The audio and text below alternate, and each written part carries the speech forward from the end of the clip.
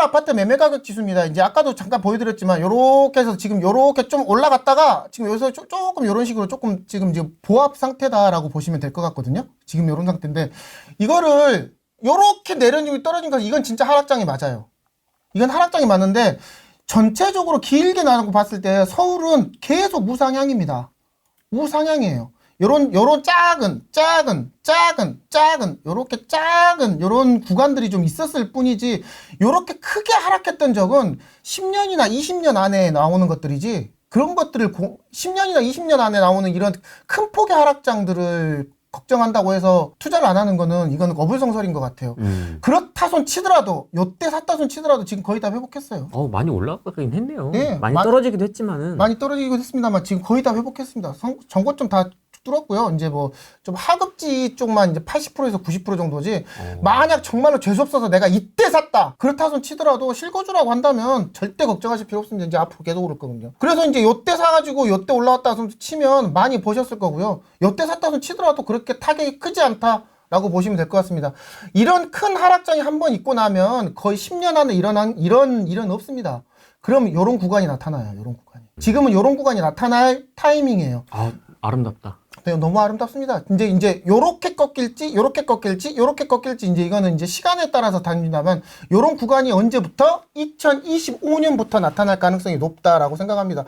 그래서 집 사기 되게 무서워하고 걱정하시는 분들 많은데, 걱정을 조금 덜 하셔도 괜찮다라고 생각합니다. 이런 어떤 구간? 이렇게 쫙 내려오는 구간.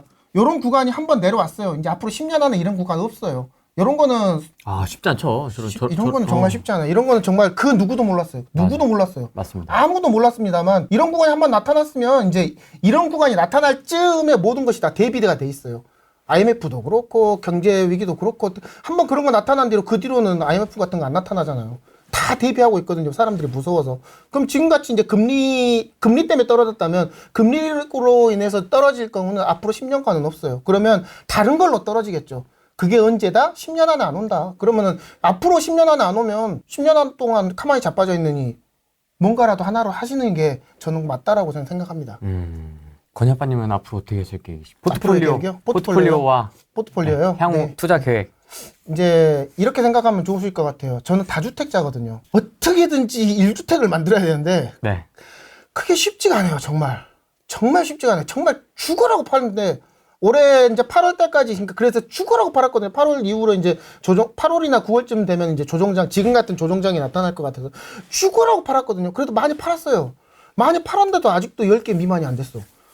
그러니까 미치고 환장하는 거예요. 이제 이것들을 계속 명의를 살려야 되는데 법인도 그렇고. 그래서 이제 이런 것들을 계속 정리하고 있는 것들이 저의 첫 번째 원칙이에요. 이런 것들이 정리가 돼야 돼. 정리가 안 되니까 다른 것들을 뭘 하기가 좀 그렇습니다. 그러니까 바가지에 물이 들어있는데 물을 좀 깨끗한 물을 받고 싶지만 속에 이제 좀 더러운 물들이 좀 들어있으면 넣어봤자 계속 희석만 되거든요. 그렇죠. 지금이 그래요. 지금이 계속 돈으로 어떤 걸 베팅해도 이제 정확하게 베팅하기도 좀 그렇고 이것 때문에 전세금 빼줘야 되는데 내가 이걸 뭐 이런 경우도 생기고요. 지금 같은 경우는 즐겁거든요. 내년 2월 정도까지 이제 어차피 팔려고 해도 안 팔리거든요. 뭐 제가 갖고 있는 것들은 다 못난이들이라 이제 좋은 것들은 다 팔았죠. 그런 거 쓰면 이제 그런 것들을 정리하는 기간이 첫 번째고요. 두 번째는 이제 아까 얘기 드렸듯이 1주택, 다주택으로 투자를 해가지고 이제 단타로 칠 것들, 그리고 이제 장기로 가져갈 것들에 대해서 포트폴리오를 다시 재정비해야 되겠죠. 단타로 가는 것들은 이제 미분양 쪽들을 이제 관심 가져볼 거고요. 이제 저는 그런 건 자신 있으니까요. 그리고 많이 안 합니다, 여러분. 저 많이 안 해요. 한 개 내지 두 개밖에 안 해요. 엄청 많이 하실 것 같은데. 예, 그러니까 옛날엔 했어요. 30개, 40개씩 옛날엔 그렇게 많이 해도 됐었어요. 해도 됐었고, 명의도 필요 없었고, 중도금 대출도 그거 다 유예하는 것도 많았고. 근데 지금은 그런 게 없잖아요. 그러니까 한 개, 두 개 정도까지만 해서 좀 짤짤이로 좀 먹어볼 생각이고요. 그 다음에 좀 이렇게 가격을 줄여놓고 이제 한 덩이로 뭉쳐서 올라갈 계획을 좀 갖고 있다라고 보시면 됩니다. 근데 뭉치기가 그렇게 쉬운 게 아니야. 정말 안 팔려요. 정말 안 팔려요. 하기도 어렵고. 이제 좀 좋아지지 않을까요? 좀 굳이 막 급하게 정리 안 하셔도 되지 않을까요? 저도 그렇게 생각합니다만 물건에 따라서는 이렇게 1억 이하들이 이제 완전히 무너져 버려가지고 그런 것들을 정리하기가 쉽지가 않아요. 그러니까 명의를 가져와야 되는데 쉽지는 않습니다. 이제 너무 싸게 팔아도 안 팔리는 경우도 많더라고요. 그런 것도 있고요. 또 이제 세입자 분 계시는데 또 이제 갭 끼고 판다든지 이제 갭을 없을 때 판다든지 또 그런 차이도 있고요. 시기적인 차이도 있고요. 하여튼 2025년에 저의 목표는 이제 이런 것들 다 정리하는 거예요. 정리하는 게 저의 목표입니다. 다운사이징과 그다음에 내가 잘하는 주특기로 수익을 소소하게 내는 거. 네. 요거네요. 요거 좀 두 개까지라고 생각하시면 될 것 같습니다. 다른 분들이야 뭐 이제 막 이제 뭐 뒤에서 왔다고 해가지고 막 달려가시는 분들도 계시는데. 가자. 네. 울산 가자. 네. 부산 가자. 뭐. 네. 저는 안 가려고요. 안 가려고요. 그렇게 해서 열심히 해보니까 무너질 때도 이제 한꺼번에 무너지더라고요. 우리 투자 120개사까지 살 거잖아요. 120 너무 또 위축되신 거 아닙니까? 원래 또 본인의 스타일이 좀 있는데 건희 아빠님의 투자 스타일이 또 있는데 또 너무 또 위축되면 또 맞아요. 그런 얘기도 듣기는 듭니다만 그때 당시에는 그렇게 해도 되는 시기였어요. 그렇게 이제 규제도 그렇게 많지 않았고 대출도 어느 정도 잘 나왔고 유동성도 좋았고 돈도 많았고 근데 지금 같은 경우에는 뭘 하나 해가지고 이제 무너지면 도미노처럼 무너지는 그런 걸 한번 경험해 보니까 그건 아닌 것 같아요. 하루 이틀 해서 이제 먹고 살 것도 아니고 내 처자식 키워야 되는데 그건 아닌 것 같아요. 그래서 지금은 천천히 좀 가보려고 합니다. 우리 다주택자들은 뭐 해야 됩니까 이제 앞으로? 뭐 딱히 풀린 건 없습니다. 여러분 이제 정권 교체는 솔직히 우리 또 까놓고 얘기합시다. 지금 뭐 이제 20%도 안 나오는 곳에서 정권 교체가 되겠어요. 연장이 되겠어요. 이제 60% 이상 되는 곳에서 정권 되겠어요. 정권 교체는 기정사실입니다. 그러면 그분들이 좋아하는 걸 해야 될 거 아니에요. 그분들이. 그렇잖아. 그분들이 뭘 좋아해요? 다들 잘 사는 걸 좋아하잖아. 이렇게 서민층 좋아하고, 그 다음에 친일파들 싫어하고, 그 다음에 여기 그 다주택자들 싫어하고, 돈 많이 가진 사람들 싫어하잖아요. 그래서 거기서 이제 부자 감세 싫어하고 그러지 않습니까? 그럼 그런 것들을 어디로 가야 될지 보면 첫 번째 다주택 포지션을 버리셔야 합니다. 어쩔 수 없어요, 여러분. 엄마? 그러면 나는 1가구 1주택으로 무조건 갈아타기만 해야 된다는 거예요? 아니죠. 당연히 다 그 정도에서 또 아까 같이 얘기 드렸잖아요. 미분양으로 단기 수익을 가져올 수도 있고 지분 투자를 계속 해놓을 수도 있고요. 땅 투자도 해놓을 수 있고 이제 요즘에 이제 마곡이 지금 계속 무너지고 있는데 상가가 지금 별로 안 좋거든요. 그런 데 가갖고 이제 후려쳐서 갖고 올 수도 있고요. 포지션을 버리라는 거지 투자를 버리라는 건 아닙니다. 두 번째는 이제 청약을 좀 활용하실 필요가 있어요. 이제 3기 신도시 나오면 이제 아마 조건이 안 되시는 경우도 있겠지만 부분적으로 분명히 미분양 나올 겁니다. 가격이 높아요. 3기 신도시 제일 처음에는 뭐 한 5억대, 6억대 이것도 비싸다 어쩌겠는데 강동구 쪽 하면 한 12억 이상 나올걸요? 세더라고요 생각보다. 네, 뭐 12억 이상, 13억 이상 나올 거예요. 분명히 미분양 나옵니다. 미분양이 나오면 그런 것들도 한번 청약을 해보시고요. 청약을 한번 관심 가져보시고 신축 쪽으로 갈 수 있는 것들 이런 것들을 한번 고민해 보셨으면 좋겠습니다. 1주택자는 어떻게 해야 됩니까? 네, 1주택자는 아까 제가 잠깐 선생님들 얘기했는데 그분들의 가장 문제점이 뭐냐면 저도 그래요. 그분들의 가장 점이 뭐냐면 내가 갖고 있던 입지의 최고가가 무조건 내 가격이야. 10억이 최고였으면 지금 떨어지면 한 8억, 7억 요 정도 할 거예요. 그러면 10억이 꼭 팔아야 돼. 그러지 말고 그걸 내 입지를 좀 인정하시고 그걸 좀 8억이 떨어졌으면 8억에 팔아야 돼. 그걸 팔고 그 다음에 떨어진 가격으로 올라가셔야 되거든요. 이걸 인정하기가 어려워. 그러니까 15억짜리가 12억 되면은 난 10억이었으니까 무조건 10억에 팔아야 돼. 내 집이 안 팔려서 못 갔어요. 되게 한고점이 건데요. 그러니까 전고점도 잊어버리시고 이렇게 하셔야 됩니다. 나중에 8억대에서 이렇게 올라가면 여기가 훨씬 많이 올라가잖아요. 그런 것들을 조금 인정하셨으면 좋겠고요. 그럼 언제 갈아타면 좋을까요? 라고 이제 계속 물어보시는 분들이 계시는데 지금 좋다니까요. 지금 좋다니까. 내년 2월에 분명히 이 가격 못 삽니다. 내년 3월 설 지나고 나면 이제 잘 안 나와요. 그러니까 내 입지도 인정하시고 조금 좀 욕심 좀 버리시고 과감할 땐 한 번씩 정도 과감하실 필요가 있다고 생각합니다. 지금 좋은 갈아타기 시기고요. 갈아타기를 한번 하고 나면 분명히 내년 상반기 정도 되면 아까 반대하시던 분 있죠? 뭐 남편분, 아내분 큰 소리 치실 수 있을 거예요. 분명합니다, 여러분. 컵빠! 이러고 갖고 예를 들어서 지금 못 샀다. 그러면은 못 샀으면은 컵빠가 또 이제 바뀌게 되겠죠. 내가 살려고 했는데 장сын 때문에 못 샀잖아. 이거를 생각고 이제 다음에 이제 2026년 상승장에서 또 이제 베팅할 수 있는 명분을 가질 수가 있겠죠. 근데 그렇게 할 수 있으니까 꼭 이렇바닥에 남아셔서 입지를 좀 인정하시고 공부하시면 저는 좋을 것 같습니다. 자꾸 이제 도돌이빵이라고 하는데요. 되돌이빵이라고 하는데 3기 신도시가 이제 2028년부터 나오거든요. 입주가 이제 시작을 한다는 건데 3기 신도시가 잘 안 됐어요. 잘 안 되고 먹고도 안 되는데 이것도 청약에 이제 계속 반복적인 얘기인데 청약 쪽에 관심을 좀 가져보시면 저는 괜찮다고 생각합니다. 지금까지 기다리셨는데 또 바로 베팅하기 좀 그렇잖아요. 근데 3기 신도시 곧 나오면 그 물량 장난 아니거든요. 나온다고 하면 진짜 물량 장난 아니거든요. 잘 안 나왔어요. 이제 사전 청약도 끝났지 뭐 나는 해당 사항 없어라고 생각하실 수 있는데 아니에요. 분명히 기회는 들어올 겁니다. 그러면 사전기 신도시를 한번 관심 가져보시고요. 두 번째로는 난 돈이 좀 없으면 서울은 신축이 없어요. 여러분. 서울은 신축이 없습니다. 그러시면 좀 갖고 있는 것에서 연끌이라도 좀 하셔서 재건축 쪽에 한번 몸빵을 좀 해서 그쪽에 들어가셔서 서울은 이제 재건축이 잘 될 수밖에 없어요, 여러분. 재개발도 마찬가지입니다. 잘 될 수밖에 없어요.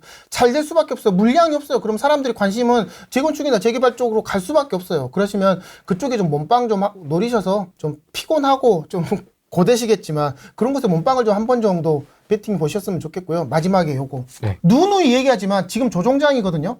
지금 조정장이니까 한 번 정도 지금 한번 배팅을 좀 하셔서 집을 한번 노려보셔서 후려쳐서 한번 좀 가져와 보시는 게 전 좋다고 생각합니다. 3번을 추천드리고요. 그 다음에 3번 추천드리고 이게 3번 추천드리고 그 다음에 재건축 2번 3번이 3기 신도시 청약 쪽으로 한번 노려보셨으면 좋겠습니다. 321 순서입니까? 네. 그래서 조정장에 지금 당장 좀 한번 하시면 내년 상반기 정도에 정말 웃으시면서 잔금 치실 수 있다고 저는 보여지거든요. 그러니까 한 번 정도 베팅해 보셨으면 전 좋겠습니다. 지금 당장 들어가신다면 한남뉴타운은 떨어진 적이 없어요. 떨어진 적이 없으니까 한남뉴타운 저는 괜찮습니다. 네. 여력 되신다면 그래도 한 10억에서 15억 구간 정도 현금 있으신 분인가 보구만. 그러면 뭐 지금이라도 들어가시면 되죠. 대신 가성비는 떨어지겠죠. 15억 투자해가지고 10억 벌기 어려워요. 그거는 알고 들어가시겠죠. 그 다음에 한남뉴타운 말고 김포가 상당히 재밌는 곳이에요, 여러분. 작년에 기억이 하실랑가 모르지만 메가 서울이라 해가지고 김포를 서울로 행정구역을 넣어준다고 한 곳이 가장 처음 나온 곳이 김포거든요. 맞습니다. 그만큼 김포에 세력들이 많아요. 이런 거 투자 세력들이 더 많고 그 다음에 또 이제 이런 그 사람이 많아. 하여튼간 김포에 사람이 많이 살고 있습니다. 그 경기도권에서 그 행정구역 대비 그런 곳에 많이 살거든요. 그래서 계속 좋아질 곳이 저는 김포라고 생각합니다. 그래서 김포 쪽에 뭐 실거주를 갈아타신다든지 아니면 뭐 다른 곳에서 들어오신다든지 김포에서 서울 들어오시면 더 좋고 김포 투자를 고려하고 계신다면 저는 괜찮다라고 생각합니다. 광명을 뭘 얘기해. 광명을 뭘 그렇게 얘기해요. 말해 뭐해? 말해 뭐해. 맞아. 말해 뭐해. 광명 그냥 무조건 사세요. 그냥 떡지 말고 사세요. 네, 근데 좀 나눠지지 않겠습니까? 하안동 쪽일 수도 있고. 하안동 쪽일 수도 있고. 네, 네. 지금 다 신축이 들어선 곳일 수도 있고 철산동일 수도 있고. 네. 좀 다를 여력 되시는 곳으로 그냥 가시면 됩니다. 저는 그거 다 된다고 생각해요. 하안동도 괜찮아요. 나 사람들이 무시해서 그렇지. 그 옆에도 무슨 천이지? 나 갑자기 생각도 안 나네. 그것도 이제 개발 계획이 다 잡혀 있고요. 그 다음에 그 전체적으로 광명 신도시가 개발됨에 따라서 그 옆에 시너지로 같이 따라 올라갈 곳들이 다 신도시 재개발 지역이거든요. 다 괜찮다라고 생각합니다. 괜찮다라고 생각. 평촌이 실거주니까요. 실거주로. 네, 실거주 하시는 분들 많이 사시니까. 일기 신도시에서 일산에서 평촌으로 가신 분 많은데 지금이라도 갈아타시니까 저 괜찮다고 생각합니다. 예, 평촌은 괜찮다고 생각하고요. 재건축이 조금 어려워서 좀 그렇지, 좀 지지부진하잖아요, 솔직히 말해서. 좀 지지부진해서 그렇지, 신축도 별로 좀 없고, 하지만 외곽 쪽으로 좀 계속, 평촌 외곽 쪽으로 이렇게 신축 아파트들도 계속 공급되고 있고요. 그게 따라서 안쪽으로도 계속 이런 파급 효과 이루어질 거라고 생각하거든요. 지금도 좋고 앞으로도 계속 좋아질 곳이 저는 평촌이라고 생각합니다. 수원 많이 나옵니다, 지금. 수원 입주 물량 끝났잖아요, 여러분. 수원 입주 물량 끝났어요. 입주 물량 들어와가지고 사람 비치고 환장한 게 수원이었잖아요. 맞습니다. 그건 이제 재개발, 재건축도 거의 다 끝났죠. 분양도 거의 다 끝났죠. 이제 남는 건 뭐가 있어요? 구축 아파트밖에 없잖아요. 신축 아파트들 입주 다 끝났죠. 전세금 다 끝났죠. 이제 재건축, 재개발, 영통구역도 다 끝났고 초기 재개발 그쪽도밖에 없거든요. 투자를 원하신다면 수원에 새로 이제 공급되는 다가구 밀집 지역들이 되게 많거든요. 가보면 거지 빼고, 네. 안 좋게 있는 지역들이 많은데, 거기에 이제 프랜카드 붙는 곳들이 몇 군데 있어요. 그러면 그런 것들을 한번 관심 가져보시고, 이왕에 초기 재개발을 하실 거면 수원보다는 당연히 어디가 좋아요? 서울로 오셔야 됩니다. 여러분.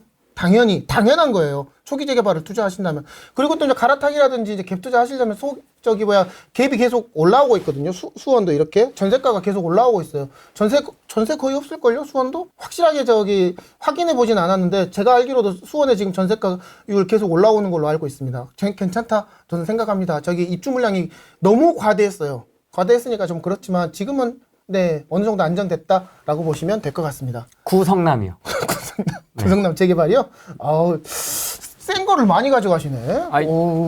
다들 돈이 좀 있으셔가지고. 돈이 좀 있으셔서 네. 센 걸 좀 많이 보시는구나. 소액 투자분들은 없으신가 봐. 잊어보니까 얘기를 잘못했네. 아까부터 그럼 그렇게 쪽으로 바로 가셔야지. 지금 이쪽으로 물어보셨네. 중랑구 얘기할 때 진짜. 중랑구 얘기할 때 시청자 훅 빠졌습니다. 훅 빠졌구나. 괜찮습니다. 당연히 구성남 괜찮죠. 뭐 삼뜰백이라고도 괜찮고요. 그 다음에 물량들이 조금씩 나오는 걸로 알고 있거든요. 그러면 지금 가격이 좀 빠지진 않아요. 구성남 쪽이. 그래서 가격이 빠지진 않지만 어차피 개발돼서 한꺼번에 그 뉴타운급 대수로 들 곳이 성남이잖아요. 괜찮다고 저는 생각합니다.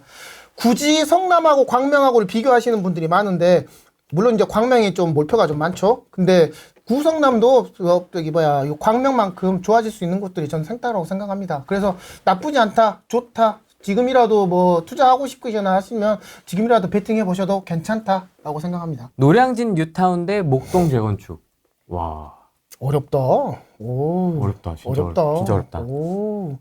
저는 노량진에 한 표 보냅니다. 그래도 노량진에 한 표 보냅니다. 둘 다 대장 기준인 거죠? 예. 그래도 목동. 노량진에 한 번, 모르셔서 질문하시는 건 아닌 것 같고, 그래도 이제 이걸 할까 저걸 할까 이제 두 군데 정도 본다고 하시면, 그래도 노량진이죠. 목동이 나쁘다는 게 아니고, 둘을 기준으로 봤을 때는 그래도 연계돼서 강남 쪽하고 흑석 쪽이 연결되는 곳은 그래도 노량진이거든요. 목동은 그래도 목동 자체 자기 혼자의 또 신도시잖아요. 그래서 또 학군이 나쁘다는 게 아니고 학군으로 먹고 사는 게 목동인데 이런 식으로 쭉 돌아가 되면 성장 가능성은 저는 노량진이 조금 더 크다. 오늘은 한번 그러면 여쭤보겠습니다.